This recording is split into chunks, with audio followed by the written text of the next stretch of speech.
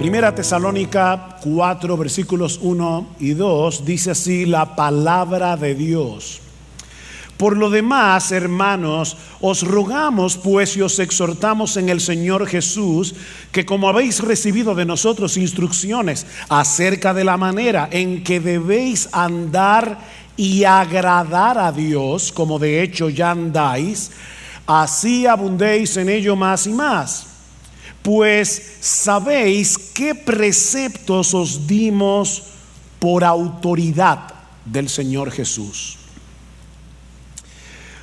Todo cristiano que tome en serio su cristianismo se arriesga a ser etiquetado como fanático. No voy a preguntar a cuántos de ustedes aquí alguna vez en su vida cristiana le han llamado fanático, pero estoy seguro que probablemente muchos de ustedes levantarán la mano. Ahora, ¿saben lo triste de esto, mis hermanos? Que no solo el mundo incrédulo suele etiquetar a cristianos que toman en serio su vida cristiana como fanáticos, sino que a veces eso ocurre dentro de la iglesia. Dentro de aquellos que profesan ser creyentes. Sin embargo, existe una enorme diferencia entre un cristiano piadoso, entre un cristiano maduro y un fanático. Se trata de dos categorías tan distintas entre sí que yo me atrevo a afirmar sin lugar a dudas que es imposible que un fanático llegue a madurar espiritualmente a menos que abandone su fanatismo. Déjenme repetirles eso otra vez. Son dos categorías tan distintas que es imposible que un creyente pueda seguir creciendo, pueda seguir madurando espiritualmente a menos que abandone su fanatismo. El problema, mis hermanos, es que si no sabemos distinguir unos de otros, podemos etiquetar de fanático a un creyente al que deberíamos estar imitando. Yo me pregunto, ¿en cuántas de nuestras iglesias Pablo habría sido considerado un fanático? ¿O María de Betania? ¿O el mismo Señor Jesús? El diccionario de la Real Academia define el término fanático como alguien que defiende con tenacidad desmedida y apasionamiento creencias u opiniones religiosas, o alguien que está preocupado o ciegamente entusiasmado por una cosa. La palabra ciegamente es importante aquí. Si juntamos todo esto, el fanático es un individuo que posee un entusiasmo ciego, es decir, sin ninguna base racional por creencias u opiniones religiosas que él defiende con una tenacidad desmedida.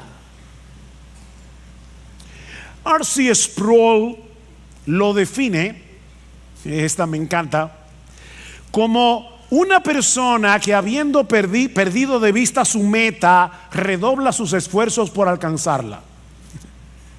Una persona que habiendo perdido de vista su meta, redobla sus esfuerzos por alcanzarlas. En otras palabras, él va corriendo hacia ningún sitio y al del que se le mete en el medio. Eso es un fanático. Hermanos, la verdadera piedad también es apasionada. La verdadera piedad es fervorosa, pero a diferencia del fanatismo se trata de una pasión y de un fervor bien informado, bien dirigidos. Usando como referencia la definición de Sproul, el creyente piadoso también se esfuerza para alcanzar una meta, pero no es un entusiasmo ciego, sino que surge de una fe que descansa en lo que Dios ha revelado de sí mismo y de nosotros como cristianos en su palabra. Este creyente, y yo espero poder estar hablando de ti esta mañana. Este creyente quiere vivir su vida de tal manera que esa meta trazada por Dios mismo, esa meta suprema, gobierne todo lo que hace, cada decisión que toma, la forma como se relaciona con los demás, absolutamente todo. Ahora, ¿cuál es esa meta? Trazada por Dios. O déjame ponértelo de otra manera. Si tú eres cristiano, si tú profesas ser cristiano, ¿qué es lo que Dios quiere de ti? Bueno, lee otra vez conmigo el versículo 1. Por lo demás, hermanos, os rogamos pues y os exhortamos en el Señor Jesús, que como habéis recibido de nosotros instrucciones acerca de la manera en que debéis, no es una opción, no es una sugerencia, en que debéis andar y agradar a Dios, como de hecho ya andáis, así abundéis en ello más y más. La meta suprema del creyente, es decir, la tuya, si tú eres cristiano, es vivir para agradar a Dios. La meta suprema del cristiano es vivir para agradar a Dios. Eso era lo que Pablo les había enseñado a estos nuevos creyentes en Tesalónica. Vieron en el versículo 1, como dicen en la mitad, que como habéis recibido de nosotros instrucciones, o sea, ya ellos habían sido instruidos cuando Pablo, Silas y Timoteo visitaron la ciudad de Tesalónica por primera vez. Ahora, recuerden, hermanos, que Pablo y su equipo misionero solo estuvieron unas pocas semanas en Tesalónica antes de tener que salir de la ciudad por la persecución que se desató contra ellos. Y en ese breve tiempo, una de las cosas que ellos enseñaron a estos recién convertidos es que ellos debían vivir para agradar a Dios. De hecho, Pablo les recuerda en el capítulo 2, si van conmigo por favor al capítulo 2, en el versículo 10, Pablo dice: vosotros sois testigos y también Dios de cuán santa, justa e irreprensiblemente nos comportamos con vosotros los creyentes, así como sabéis de qué manera os exhortábamos, alentábamos e implorábamos a cada uno de vosotros como un padre lo haría con sus propios hijos, para que anduvierais como es digno del Dios que os ha llamado a su reino y a su gloria. Eso fue lo que Pablo, Silas y Timoteo le enseñaron a estos tesalonicenses recién convertidos en las pocas semanas que tuvieron allí.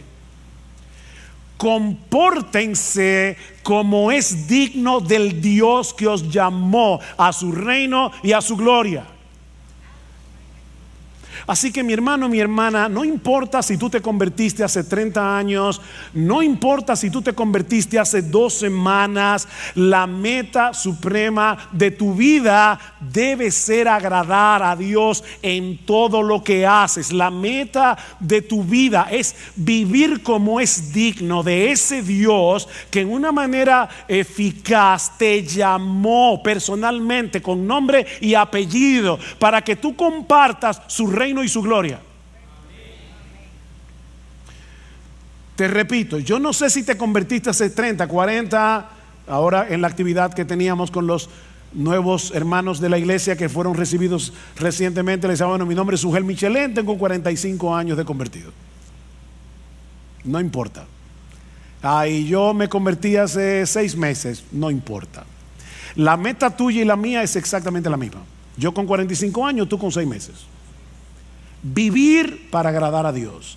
Vivir como es digno de ese Dios que nos llamó a ser parte de su reino y de su gloria. En otras palabras, como bien señala un comentarista, debemos vivir en este mundo caído, déjame ponértelo más fácil, según las directrices, los valores, las prioridades y la gloria de tu destino final. Eso fue lo que Pablo, Timoteo y Silas enseñaron a estos creyentes de Tesalónica tan pronto vinieron a Cristo en arrepentimiento y fe. Y ahora que Pablo les escribe esta carta, les dice exactamente lo mismo. Versículo 1 otra vez: por lo demás, hermanos, os rogamos de nuevo y os exhortamos en el Señor Jesús de nuevo, que como habéis recibido instrucción cuando nosotros estábamos con ustedes personalmente en la ciudad, ahora les repito, vivan agradando a Dios. Otra vez, Pablo les ruega. Esa palabra significa pedir encarecidamente. Yo les pido encarecidamente, y luego los exhorta.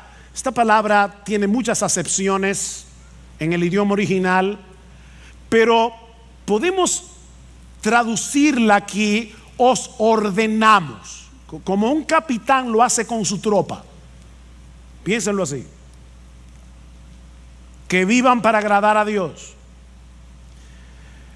Pablo era un buen pastor, y como un buen pastor, él se dirige a ellos con ternura: os rogamos, y con firmeza os ordenamos. ¿Ven? Ternura y firmeza al mismo tiempo.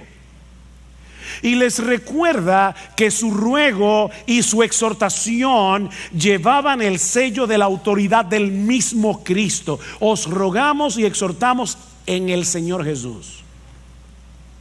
En otras palabras, como aquellos que hablan y escriben en el nombre del Señor Jesús. ¿Recuerdan la gran comisión? Jesús posee toda autoridad en el cielo y en la tierra, y Él es el que nos ruega y nos exhorta por medio de sus apóstoles y ahora por medio de su palabra, que tengamos como meta suprema en nuestras vidas vivir para agradar a Dios.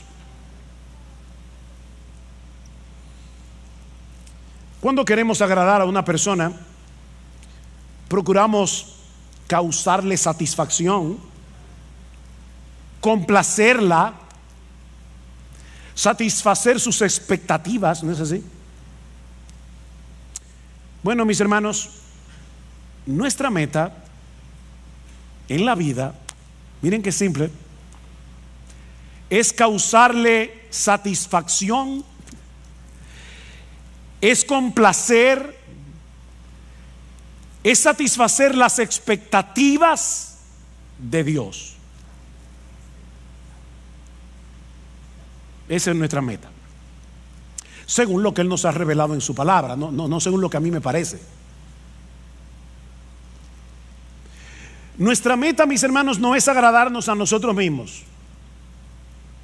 Nuestra meta obviamente no es agradar al mundo. De hecho, Pablo nos dice en Gálatas capítulo 1 versículo 10 que no se puede vivir agradando a Dios y agradando al mundo al mismo tiempo. Eso no se puede. Dice: pues busco ahora el favor de Dios o el de los hombres, pregunta Pablo, o trato de agradar a los hombres. Pues si todavía agradara a los hombres, no sería siervo de Cristo. No se puede ser siervo de Cristo y vivir tratando de agradar a los hombres. Esas dos metas son incompatibles. Es como tratar de ir a Santiago y a Samaná al mismo tiempo. No se puede. Por otro lado, esta meta excluye vivir la vida cristiana en automático. ¿Y eso qué significa? Bueno, tratar de cumplir con una serie de reglas, de deberes, por las reglas y por los deberes en sí mismos. ¿Por qué tú viniste a la iglesia hoy? ¿Por qué cuando los hermanos estaban cantando tú estabas cantando? Porque es lo que se espera de ti como cristiano. Tengo que hacer esto porque eso es lo que el cristiano está supuesto a hacer. No, mis hermanos, no. Hacemos lo que hacemos y dejamos de hacer lo que dejamos de hacer porque nosotros queremos agradar a Dios. Debiste haber venido a la iglesia porque a Dios le agrada que tú vengas. A Dios le agrada que tú vengas. Y eso hace toda la diferencia del mundo entre un fariseo y un cristiano, entre un legalista y un cristiano. Dice John Piper, agradar a Dios no es simplemente un deber religioso, es la esencia misma de la vida humana. O sea, oigan esto, hermanos, una persona, un ser humano que no está viviendo para agradar a Dios es como un reloj que no da la hora. Amigos que nos visitan, de verdad, lo que voy a decir ahora no quiero sonar ofensivo, así que voy a tratar de ser lo más dulce, tierno, tranquilo que yo pueda. Una persona que no vive para agradar a Dios no sirve para lo que fue creado.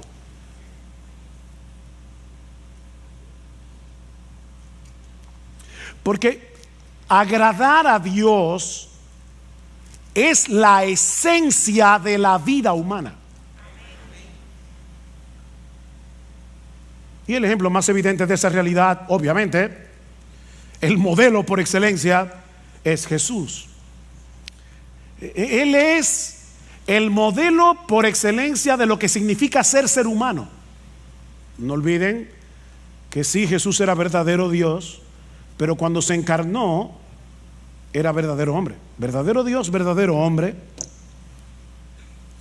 Dice el Señor en Juan 8:29, el Padre no me ha dejado solo porque yo hago siempre lo que le agrada. Yo hago siempre lo que le agrada, a tal punto que en el huerto de Getsemaní le dijo: Padre mío, si es posible, pasa de mí esta copa, pero que no sea mi voluntad sino la tuya. O sea, Cristo estuvo dispuesto a agradar a Dios aunque eso implicara su muerte en la cruz. Hasta ese punto.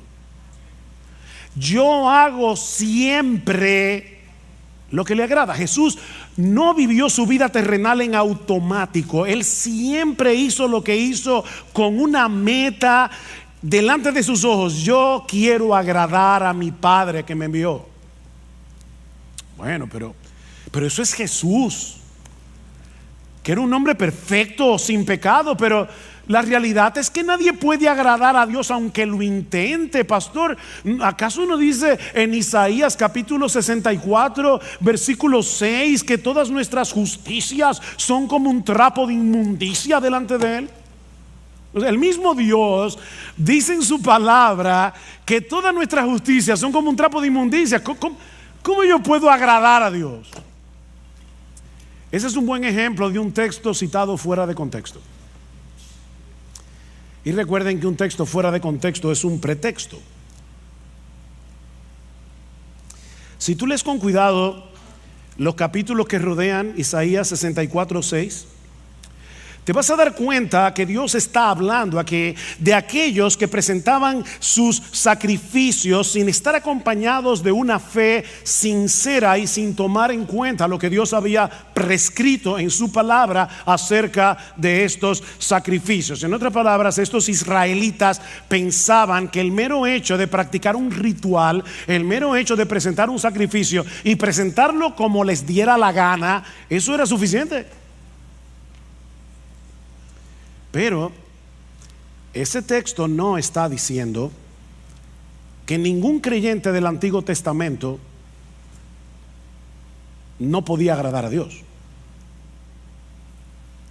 En ese mismo pasaje, y ahí es que uno ve cómo el leer un texto fuera de contexto se convierte en un problema. Porque si tú lees, ¿verdad?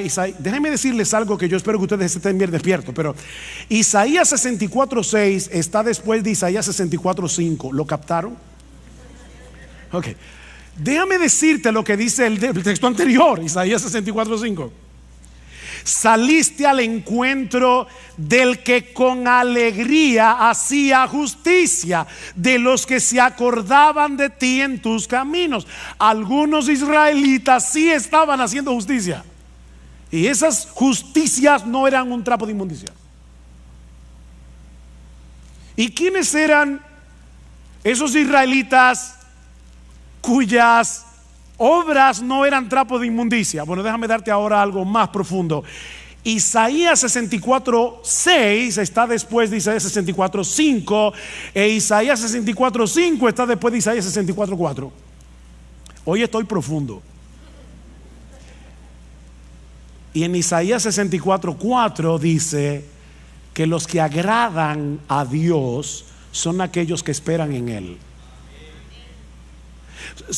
Son aquellos que no están tratando de ganarse el favor de Dios a través de sus sacrificios. Son hombres y mujeres que esperan en Dios.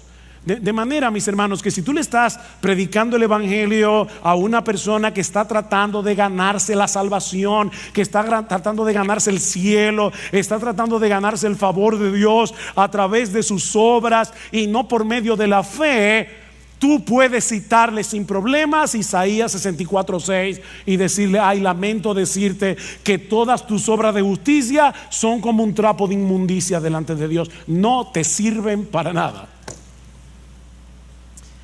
Pero si estamos hablando con un creyente justificado solo por gracia, solo por Cristo y solo por medio de la fe, que en dependencia del Espíritu Santo está tratando de agradar a Dios, este versículo no aplica. No aplica.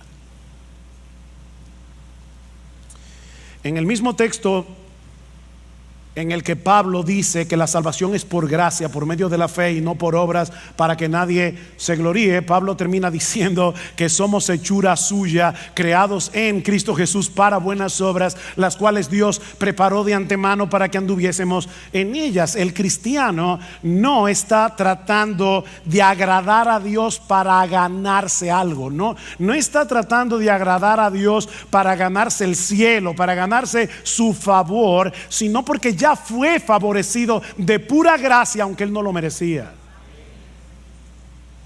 porque él confió en la persona y la obra de Cristo. Este creyente quiere vivir para agradar a Dios, dependiendo de la misma gracia que lo salvó. ¿Ven? Él es salvo por gracia, obediente por gracia, hace buenas obras por gracia. Él está dependiendo de la misma gracia que lo salvó. 1 Corintios 15:10, Pablo dice: por la gracia de Dios yo soy lo que soy. Su gracia no ha sido en vano para conmigo. O sea, su gracia ha estado operando en mí para que yo haga todo lo que hago. Es su gracia. En otras palabras,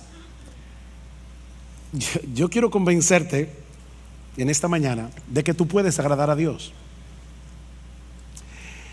Podemos agradar a Dios porque ya Dios nos capacitó para agradarlo y puso en nosotros por su Espíritu el deseo de hacerlo.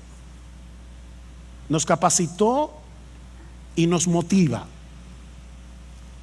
Uno de los pasajes del Nuevo Testamento que mejor expresa esa misteriosa interacción entre el obrar de Dios y nuestro obrar, y de paso es uno de mis textos favoritos del Nuevo Testamento, es Hebreos capítulo 13 versículo 20 y 21, en una doxología donde Pablo expresa lo siguiente: y el Dios de paz, que resucitó de los muertos a nuestro Señor Jesucristo, el gran pastor de las ovejas, por la sangre del pacto eterno, os haga, ese buen pastor, os haga aptos en toda buena obra, para que hagáis su voluntad.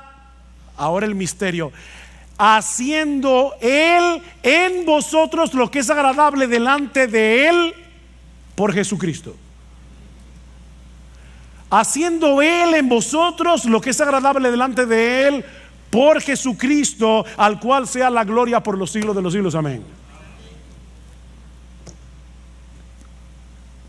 Nuestro gran pastor no solo derramó su sangre por nosotros en la cruz para el perdón de nuestros pecados, sino que ahora Él continúa fortaleciéndonos, Él continúa capacitándonos internamente. Él continúa manteniendo viva nuestra fe para que podamos hacer lo que es agradable para Dios. Insisto en lo de la fe porque la Biblia dice en Hebreos capítulo 11 versículo 6 que sin fe es imposible agradar a Dios. Él está obrando en nuestro obrar y a Dios le agrada ver la obra de su Hijo en nuestro obrar. O como dice Pablo en Filipenses 2:13, Él es el que está produciendo en nosotros el querer como el hacer por su buena voluntad. Esas obras que hacemos en unión con Cristo, en dependencia de Cristo, por el poder de Cristo, no son trapos de inmundicia. No son trapos de inmundicia. De manera que si tú eres un creyente, un verdadero creyente, no solamente puedes, es que tú debes vivir agradando a Dios. No vivas tu vida cristiana en automático, por inercia, haciendo ciertas cosas, dejando de hacer otras, porque eso es lo que se espera de una persona que dice ser cristiana. O sea, no sea como el esposo que el día del aniversario le lleva un ramo de rosas a su esposa porque vio en un anuncio que esa era una de las cosas que un esposo puede hacer para que la esposa no tenga malas el día del aniversario. Ay, gracias mi amor por ese ramo de rosas. No, no te preocupes, es mi deber. Mira, créeme, a tu esposa no le va a hacer ninguna gracia. Porque lo que hace feliz a tu esposa no es el ramo de rosas, es tu deseo de agradarla. Como ella entiende, ¿verdad? El agrado.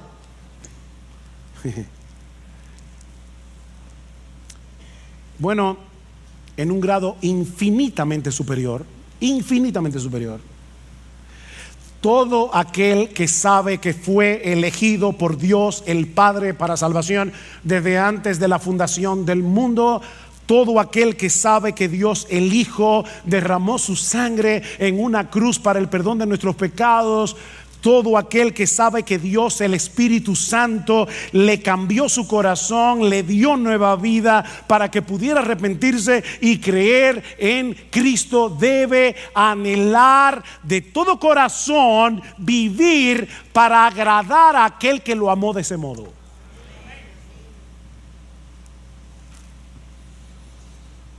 ¿Y cómo luce esa vida que agrada a Dios? O planteándolo de otro modo, ¿cómo podemos los creyentes vivir de tal manera que Dios se agrade con nosotros? Bueno, en el resto del pasaje hasta el versículo 12, Pablo va a decir algunas cosas que vamos a estudiar más adelante. Eso incluye la pureza sexual, versículos 3 al 8. Una de las cosas que vamos a ver allí es cómo nosotros podemos vencer la impureza sexual, la inmoralidad sexual. Pablo habla de eso en ese texto. Pero la pureza sexual es algo que agrada a Dios. En los versículos 9 al 10 vemos que el amor entre los hermanos es algo que agrada a Dios. Y ahora sorpréndete, en los versículos 11 y 12 vemos que a Dios le agrada ver a una persona siendo responsable en su trabajo.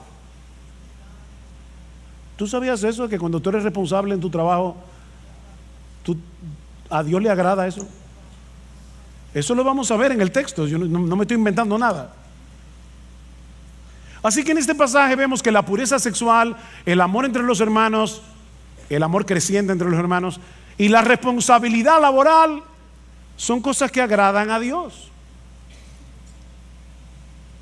Pero la Biblia menciona muchas otras cosas que son del agrado de Dios. En el texto que leímos al principio, en la carta de Pablo a los Colosenses, Pablo dice a estos hermanos que él está orando por ellos y pidiendo que ellos sean llenos del conocimiento de su voluntad en toda sabiduría e inteligencia espiritual, para que andéis como es digno del Señor, agradándole en todo.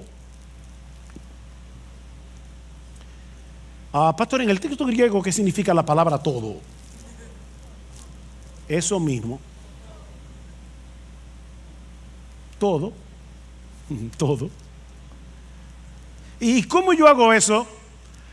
Bueno, el texto sigue hablando y nos dice algunas formas en las que nosotros podemos agradar al Señor. Dice, llevando fruto en toda buena obra, una vida fructífera agrada a Dios. Sobre todo el fruto del Espíritu Santo, que es desarrollar en nosotros el carácter de Jesús, ¿verdad? Amor, gozo, paz, paciencia, benignidad, bondad, fe, mansedumbre, templanza. En la misma medida en que tú te pareces más a Jesús y menos a ti, Dios se agrada. Creciendo en el conocimiento de Dios, dice Pablo. Lo que agrada a Dios no es que llenemos la cabeza de teología, de informaciones, es que crezcamos en nuestro conocimiento de Él para disfrutar de una mayor intimidad con Él. A mí me encanta leer biografías, es una de mis secciones de lecturas favoritas. Me encanta leer biografías. Recientemente estuve leyendo, he leído 2 biografías en este año. La biografía de R.C. Sproul, que murió hace recientemente, y la biografía de Tim Keller, que también murió hace relativamente poco tiempo. Yo tuve la oportunidad de saludar a esos 2 hombres en diferentes eventos. Ahora, si ustedes me preguntan, ¿tú conociste a R.C. Sproul? Mi respuesta, no. ¿Tú conociste a Tim Keller? No. Yo tengo información acerca de ellos 2, pero yo no los conocía. Bueno, se puede tener información de Dios y no conocer a Dios. Pero Pablo sigue diciendo, la vida fructífera agrada a Dios, crecer en el conocimiento de Dios, obviamente agrada a Dios. Pregúntale a tu esposa, esposo, si a ella no le agrada que tú crezcas en tu relación con ella.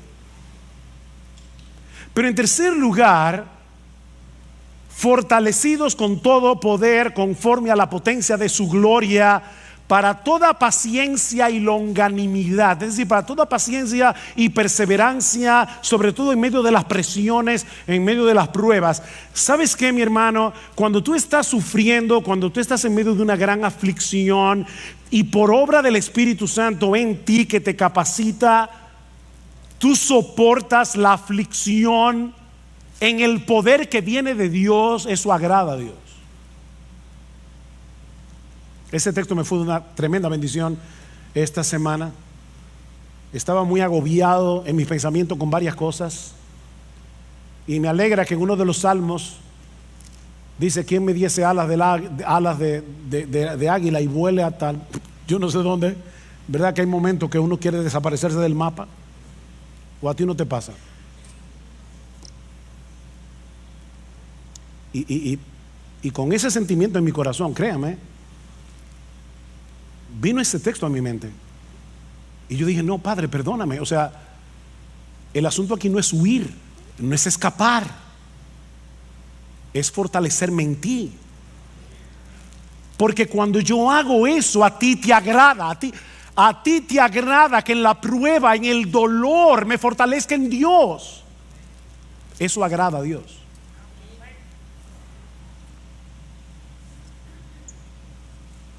Y sigue diciendo: con gozo, dando gracias al Padre que nos hizo aptos para participar de la herencia de los santos en luz. En otras palabras, una vida gozosa y agradecida agrada a Dios. Una vida con gozo y con gratitud agrada a Dios. Y créanme, hermanos, yo podría seguir citando texto tras textos.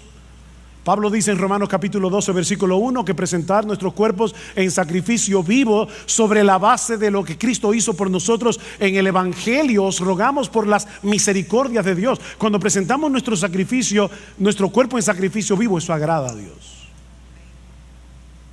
Romanos 14 y 18 dice que cuando nosotros restringimos nuestra libertad cristiana por amor al hermano débil, eso agrada a Dios. Dicen Romanos 14, 18, dice, porque el que en esto sirve a Cristo, o sea, en restringir tu libertad, yo sé que yo puedo hacer esto, pero aquí está mi hermano débil, puedo llevarlo a él a pecar, me voy a restringir de mi libertad. Dice Pablo, el que en esto sirve a Cristo agrada a Dios. Y más adelante en Romanos 15 dice: cada uno de nosotros agrade a su prójimo en lo que es bueno para edificación, porque ni aun Cristo se agradó a sí mismo. El Hijo de Dios, el que sí podía vivir para agradarse a sí mismo porque es Dios, decidió no agradarse a sí mismo. Y porque Cristo decidió no agradarse a sí mismo, es porque tú eres salvo. Porque si hubiese querido agradarse a sí mismo, no habría ido a la cruz. Y ahora Pablo está diciendo: mira a Cristo y vive así.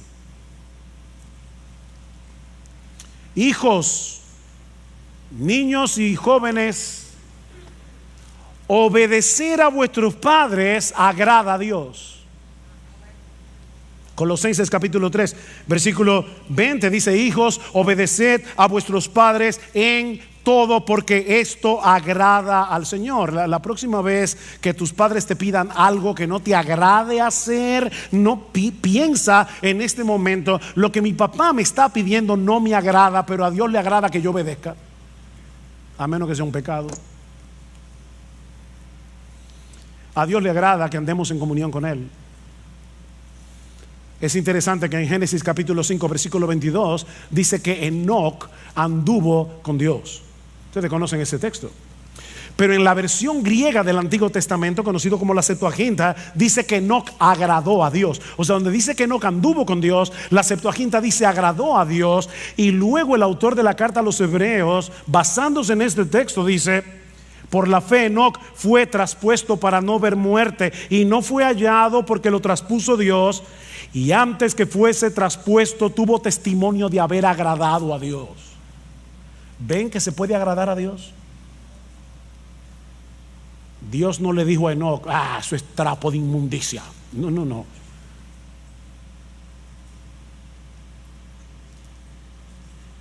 A Dios no le agrada que tú tomes tu Biblia y la leas como un fariseo porque hay que leer la Biblia.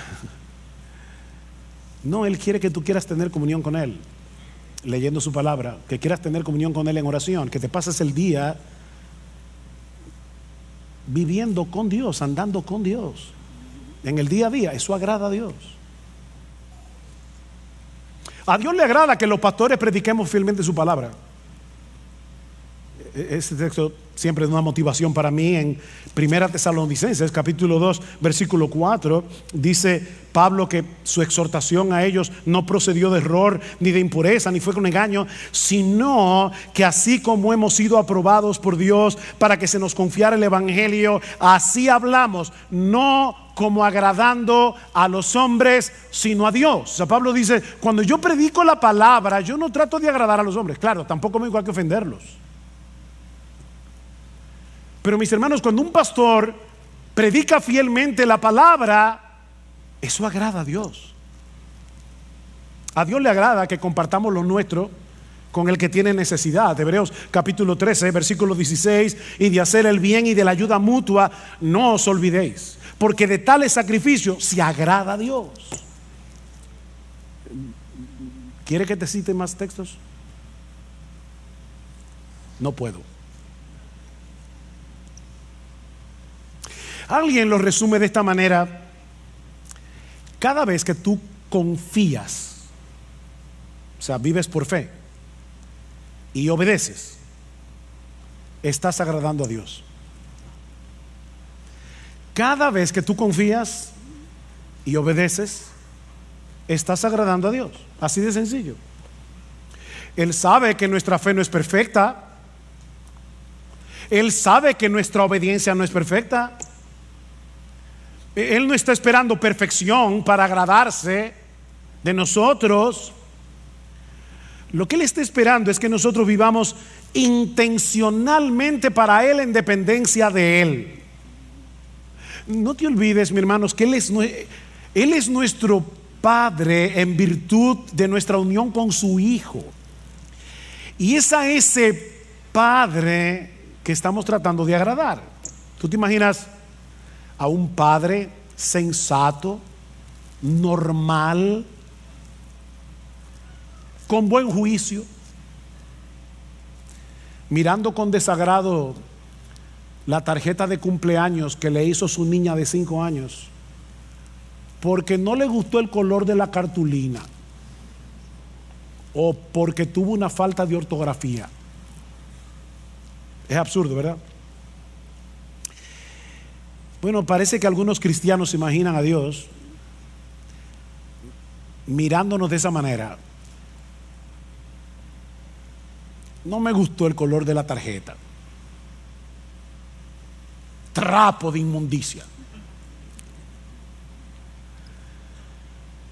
A.W. Tozer dice: de la falta de comprensión adecuada de Dios surge un mundo de infelicidad entre los buenos cristianos de hoy, un mundo de infelicidad. Y luego añade: se piensa que la vida cristiana consiste en llevar una cruz sombría y sin alivio bajo la mirada de un padre severo que espera mucho y no excusa nada. Un padre austero, malhumorado, muy temperamental y extremadamente difícil de complacer. ¿Te ha pasado eso por la cabeza? ¿Has visto alguna vez a Dios así? Ese no es el Dios de la Biblia. Ese no es el Dios que se nos revela en la Escritura como el Padre de nuestro Señor Jesucristo y que ha venido a ser ahora nuestro Padre por causa de nuestra unión con Él. Si eres creyente, mi hermano, ahora tú estás vestido con la ropa de gala de la justicia perfecta de Jesús, y por lo tanto tus intentos de agradar a Dios no son un trapo de inmundicia, es la ropa de Jesús. Pedro dice en su primera carta que los cristianos ofrecemos a Dios sacrificios espirituales que son aceptables a Dios por medio de Jesucristo. Yo he oído hermanos que le da vergüenza cantar en voz alta porque no cantan bien, o ellos creen que no lo voy a juzgar ahora, ¿verdad? O sea, ellos creen que nacieron con oreja pero no con oído musical y prefieren cantar bajito. Mira, canta.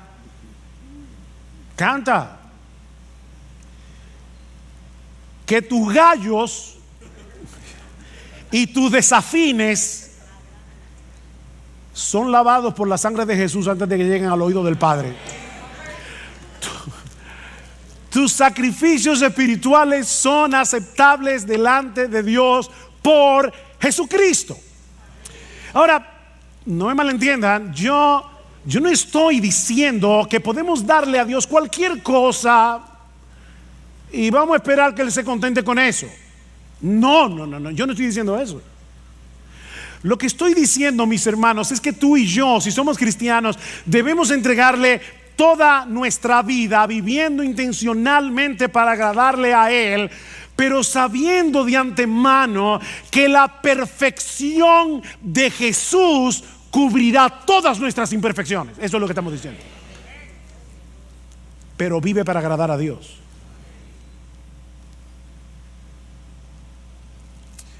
Pero el texto no termina ahí. Hay una segunda enseñanza en este pasaje.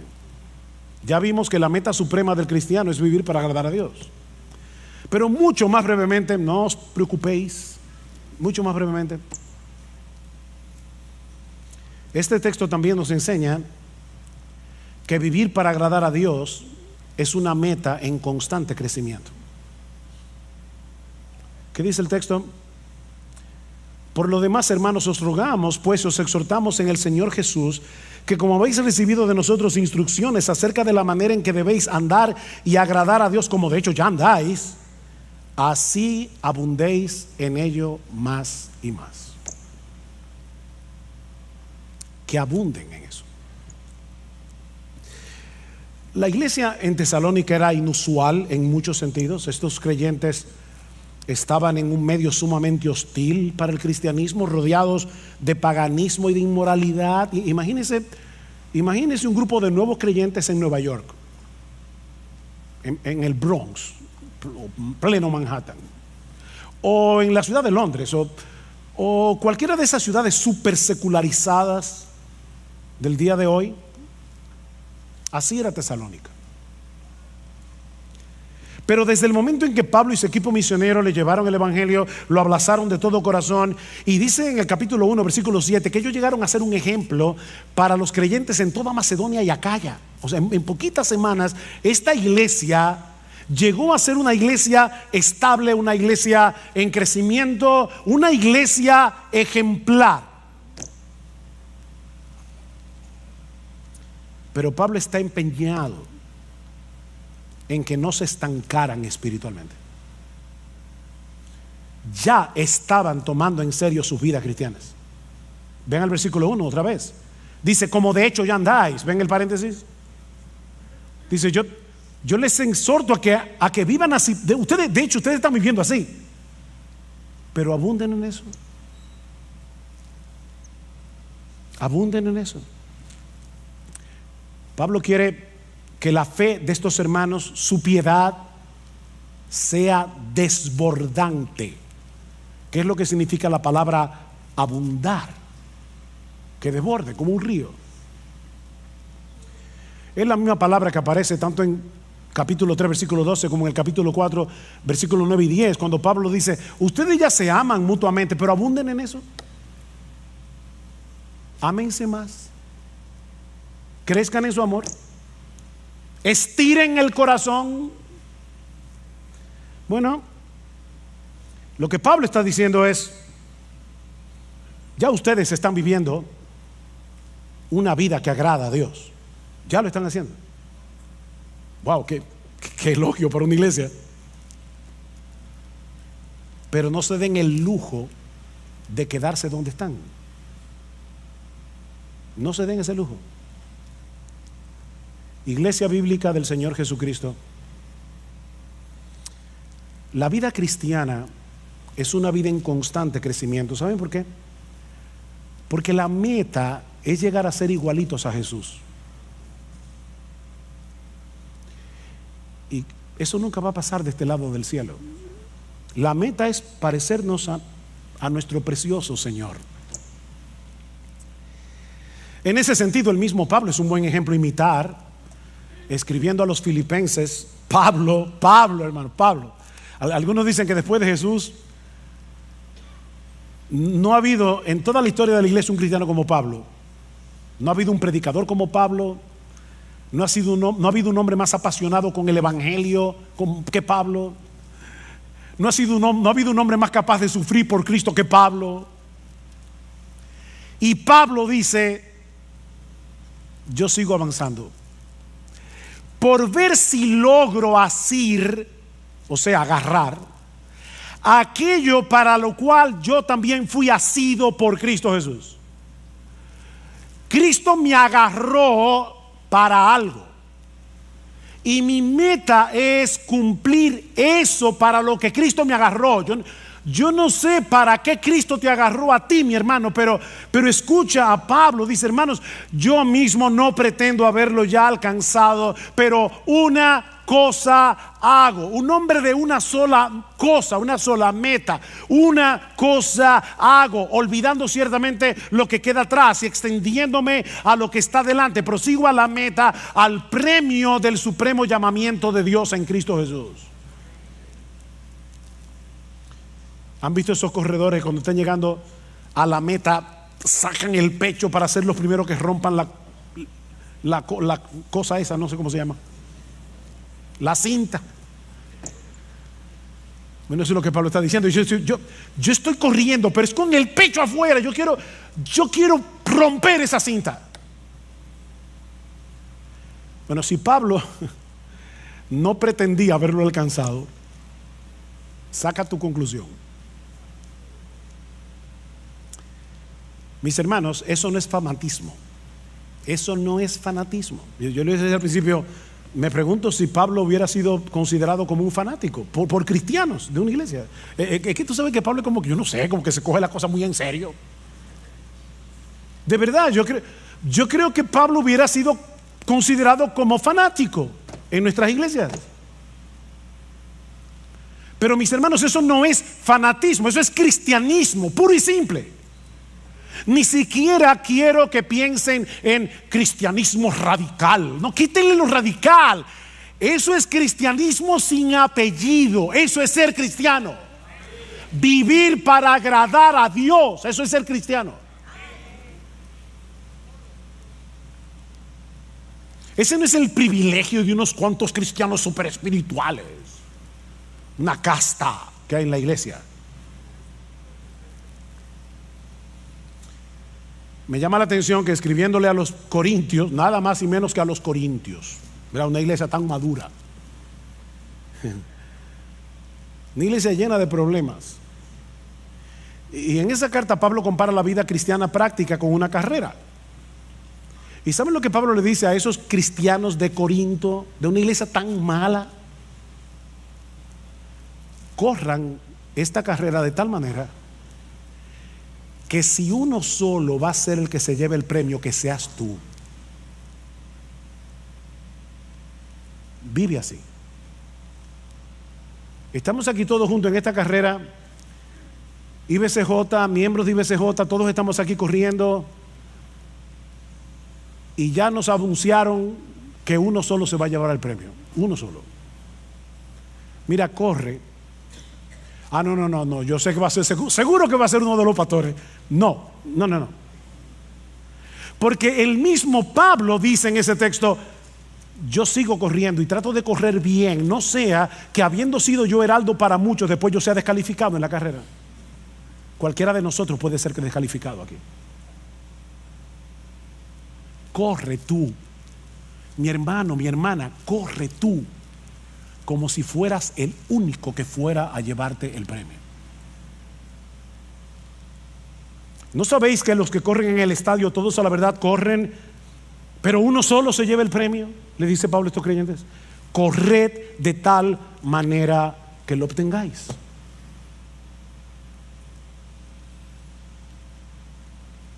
De nuevo, mi hermano, mi hermana, yo no sé cuántos años tienes que te convertiste al Señor. ¿10 años? ¿30 años? ¿45 años? ¿15 días? ¿Fue ayer? La meta suprema de tu vida no puede ser otra que procurar intencionalmente agradar a Dios en todo lo que haces. No para ganarte nada de Dios, no para ganarte su favor, no, sino porque ya fuiste favorecido gratis por causa de Jesús. Alguien dijo, y me encanta esta frase, la he repetido otras veces en este púlpito: no trates de impresionar a Dios, que ya Cristo lo impresionó por ti.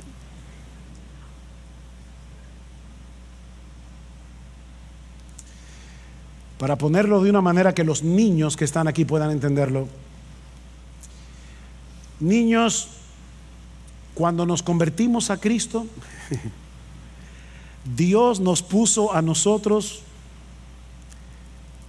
la nota de Jesús en todas las materias. Ya yo sé de antemano, cuando yo llegue al cielo y abran mi récord, yo tengo A más en todas las materias. Porque lo que hizo Dios es que me puso a mí la nota de Jesús, y a Jesús le puso la mía, y por eso murió en la cruz. Y es descansando en esa justicia perfecta que ya tenemos en Él, es descansando en esa obra del Espíritu en nosotros, que ahora podemos seguir creciendo en nuestra relación con el Señor. Ahora podemos seguir creciendo en nuestra capacidad de amar a otros. Ahora podemos seguir creciendo en nuestra vida de santidad, en nuestro testimonio ante el mundo incrédulo. Y sobre todas las cosas, ahora podemos parecernos cada vez más a nuestro precioso Señor Jesucristo. Y eso es lo que más agrada a Dios, ver a su Hijo en nosotros. Así que, hermano, para concluir, olvídate todo lo que ha quedado atrás en tu vida cristiana, todo, olvídate de eso. Y continúa extendiéndote hacia lo que tienes por delante, porque no existe, óyeme bien, no existe una vida más plena, más bienaventurada, más dichosa, más satisfactoria, y no sé ya cuántos otros adjetivos usar, pero no existe ninguna vida que pueda compararse con la vida de aquel que vive para agradar a Dios.